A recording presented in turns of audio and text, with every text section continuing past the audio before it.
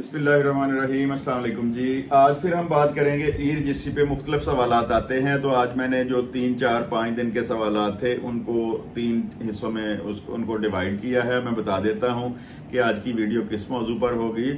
इसमें यह है कि ई रजिस्ट्री पर कितना खर्चा आता है, क्या जो पुराना निज़ाम था उसी तरह खर्चा आ रहा है या कम हो गया है या बढ़ गया है।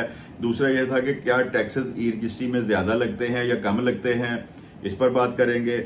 और एंड पे था कि क्योंकि ये निज़ाम जो है ये कंप्यूटराइज है तो बहुत से लोगों के अबहाम है कि इसमें को हमें पेपर मिलेंगे नहीं मिलेंगे, क्या स्टैम्प पेपर मिलेंगे। तो ये सवालात हैं कि ई रजिस्ट्री स्टैम्प पेपर पे होती है या कैसे होती है।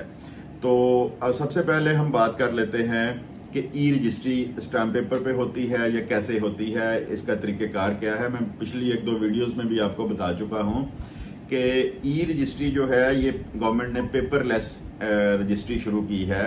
इसमें जिस तरह पहले रजिस्ट्रियों में, मैनुअल रजिस्ट्रियों में एक प्लंदा बनता था आपका पेपर्स का, एक ओरिजिनल स्टाम्प होते थे उन पे पहले ज़माने में हाथ से लिखा करते थे। अब कंप्यूटर से डीड जो है आपकी प्रिंट होती थी और उसके बाद उसकी फोटोकॉपीज होती थी। 2 उसमें सेट बल्कि 3 सेट लगते थे। एक कमेटी फीस वालों को जाता था, एक सब रजिस्ट्रार ऑफिस का और एक पटवारी का होता था। तो वो एक मोटा प्लंदा बन जाता था। आपको साइन करते करते उस पर 10 मिनट लग जाया करते थे। और उसके साथ फिर लाफ होते थे, जो आपके टैक्सेस हैं उनकी रसीदें होती थी, आपके आईडी कार्ड होते थे, विटनेस के मैनुअल साइन अंगूठे होते थे। ई रजिस्ट्री में ऐसा कुछ नहीं है। ई रजिस्ट्री में उसी तरह ही जिस तरह पहले आपके पेपर बैंक में जमा होते थे, आपके वाचर्स उसी तरह ही हैं। आप खुद तो नहीं ये कर सकते इतना काम के मुख्तलिफ बैंकों में फिरें, तो आप उसी तरह जो आपका वकील या वसीका नवीस है एतमाद वाला फर्द लेके आपने उसके पास चले जाना है। और ऑनलाइन फिर वो रेट्स हैं, जैसे मैंने कल परसों एक वीडियो भी मेरे चैनल पे है कि रेट्स जो हैं ऑनलाइन डीसी रेट क्या होते हैं। तो डीसी रेट के मुताबिक वो कैलकुलेशन करेगा और फिर आपको बता देगा जी आपकी रजिस्ट्री पे इतना खर्चा आना है।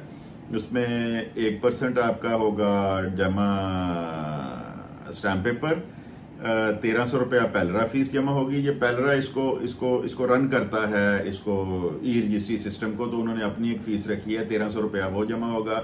1% कमेटी फीस जमा होगी। 236C अगर आप फरोख्त कुनिंदा, अगर आप फाइलर हैं तो 3%, और अगर आप नॉन फाइलर हैं तो वो 6% जमा होगा। और बहुत सारे लोगों के सवाल आते हैं जी ये पहले था कि 3 साल अगर किसी ने रजिस्ट्री रखी उस पर टैक्स नहीं लगता। तो ये गवर्नमेंट ने ये मुद्दत खत्म कर दी है और इसको लामहदूद कर दिया है।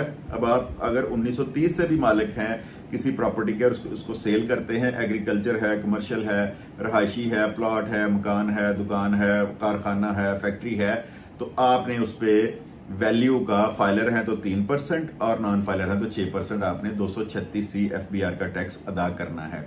इसी तरह खरीदार पे आ जाते हैं। खरीदार 1% स्टैम्प पेपर पे करेगा, 1% कमेटी फीस करेगा, 1300 पैलरा करेगा। और खरीदार के लिए टैक्सेस बहुत ज्यादा हैं। अगर वो फाइलर है तो 3% करेगा, अगर नॉन फाइलर है तो वो करेगा जनाब 10.5%। तो ज्यादातर लोग आजकल फाइलर हैं, तो खर्चा इस तरह आप समझ लें कि फाइलर का 5% खर्चा आता है और जो बेचने वाला है फाइलर होने की सूरत में 3%, नॉन फाइलर की सूरत में 6% टैक्स उसको अदा करने पड़ते हैं। तो पंजाब बैंक में इसमें जो चीजें जमा होती हैं, पैलरा पंजाब बैंक में जमा होता है, स्टैम्प पेपर और कमेटी फीस भी पंजाब बैंक में जमा होती है। और उसके बाद जनाब आपका आ जाता है FBR के टैक्सेस, वो आप किसी भी कमर्शियल बैंक में ऑनलाइन आप जमा करवा सकते हैं। बेशक अपने अकाउंट से करवा दें वाचर बना के, या किसी और जगह से भी, किसी भी बैंक से करवा सकते हैं। तो आपके वकील ने ये सारी चीजें कर लेनी है। उसके बाद अब उसको जो ई रजिस्ट्री है, लाहौर, एक बार वाज़ह कर दूं यहाँ पे बात, लाहौर और फैसलाबाद में मैनुअल निज़ाम भी अभी चल रहा है, लेकिन जो कंप्यूटराइज फर्दे हैं वो मैनुअल पे नहीं हो रही, वो तमाम की तमाम ई पे हो रही है। तो ई रजिस्ट्री पे फिर आपके वकील ने एक अपना लॉगिन बनाया होता है, वो उसको खोलता है।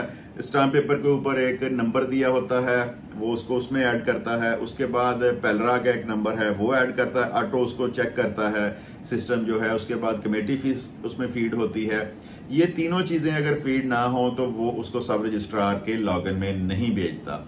हाँ, एक इन्होंने ऑप्शन रखी है जो गलत ऑप्शन है कि बेचने वाला और खरीदार का टैक्स जो है वो ना भी अगर उसमें ऐड करें तो सब रजिस्ट्रार के लॉगिन में ट्रांसफर हो जाती है। ये एक लूप होल है। लूप होल तो और भी बहुत है, आइंदा किसी वीडियोस में बताऊंगा कि ई रजिस्ट्री में भी चोरी शुरू हो गई है। आपने एहतियात करनी है, क्योंकि ये मेरा दावा है, मैं कहता हूं, मैं फैसलाबाद की हद तक कहता हूं कि अगर आपने पिछले 4-5 साल में कोई भी रजिस्ट्री करवाई है तो 100 नहीं कहता, 90% लोगों की जो टैक्सेस हैं वो चोरी हुए हैं।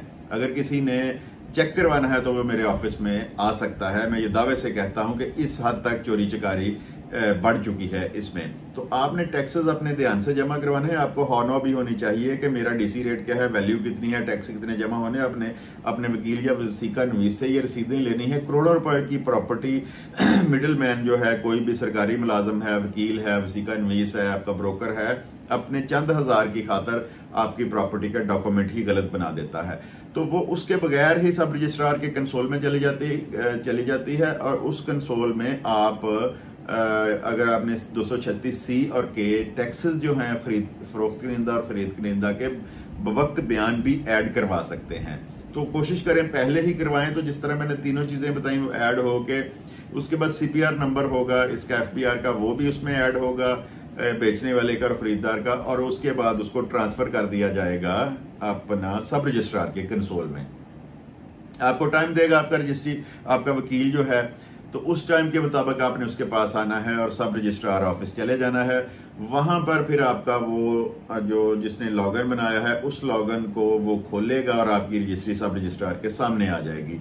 मुख्तलिफ चेक हैं, उसको डीलिस्ट करना है, उसके पेपर्स को वेरीफाई करना है। वेरीफाई करने के बाद वो सब रजिस्ट्रार मैनुअली कहीं पे आपका, जिस तरह आपके हाथों पे स्याही लगती थी, आप अंगूठे लगाते थे, इस तरह का कोई सीन नहीं है। वो उस पे अपने लैपटॉप पे, अपने कंप्यूटर पे आपका बेचने वाले का थंब स्कैन करेगा, उसकी तस्वीर लेगा, खरीदार का करेगा, विटनेस के थंब होंगे स्कैन और उनकी तस्वीरें होंगी, और उसके बाद वो पूछेगा बेचने वाले से कि आपने ये जगह बेच दी है, आपको पैसे मिल गए हैं, और खरीदार से पूछेगा कि आपको कब्जा मिल गया है, और इस तरह आपकी रजिस्ट्री जो है वो कंप्लीट हो जाएगी। और अगर सब रजिस्ट्रार चाहे या रश कम हो तो आधे घंटे बाद भी आपको अपनी रजिस्ट्री वापस कर सकता है। तो ये तफसील लंबी हो गई है। इसमें जो स्टाम्प पेपर्स है, इसमें सिर्फ आपको स्टाम्प पेपर्स मिलेंगे। जो स्टाम्प पेपर आपने खाली लेके जाने हैं सब रजिस्ट्रार के पास। इंतकाल कंप्लीट करने के बाद, आपका इंतकाल पास करने के बाद, सब रजिस्ट्रार उसको कंप्यूटर जो है अपना प्रिंटर है उसके अंदर से आपके स्टाम्प पेपर निकालेगा। 4 सफ़ात पर आपकी डिटेल आ जाएगी, आपकी तस्वीरें भी आएंगी, आपके थंब जो हैं वो भी आएंगे, आपका नाम भी आएगा, एक रजिस्ट्री नंबर लिखा हुआ आएगा, डेट आएगी। आज मेरे पास अभी पड़ी नहीं हुई, नेक्स्ट वीडियो में मैं उसका आपको स्केच भी दिखाऊंगा कि ई रजिस्ट्री का स्केच किस तरह का होता है, क्योंकि नया निज़ाम है। अभी बहुत सारे लोगों ने तो ई रजिस्ट्री देखी नहीं है। तो यहाँ पे ये बता दूं कि आपको स्टाम्प पेपर के ऊपर पहले की तरह जिस तरह लिखाई होती थी उस तरह रजिस्ट्री नहीं मिलेगी। रजिस्ट्री जरूर मिलेगी, स्टाम्प जरूर मिलेंगे, लेकिन उनका एक पैटर्न बना है। एक पेज पे एक पैटर्न बना है, दूसरे पे दूसरा और तीसरे पे तीसरा, और आपके स्टाम्प पेपर पे इंतकाल मंजूर शुदा लिखा आएगा और आप अपनी रजिस्ट्री के मालिक बन जाएंगे। तो जिन दोस्तों ने ये पूछा था, आपको स्टाम्प पेपर ही मिलेंगे इसमें, लेकिन मैनुअल आपने कहीं भी अपने साइन नहीं करने, अपने अंगूठे नहीं लगाने।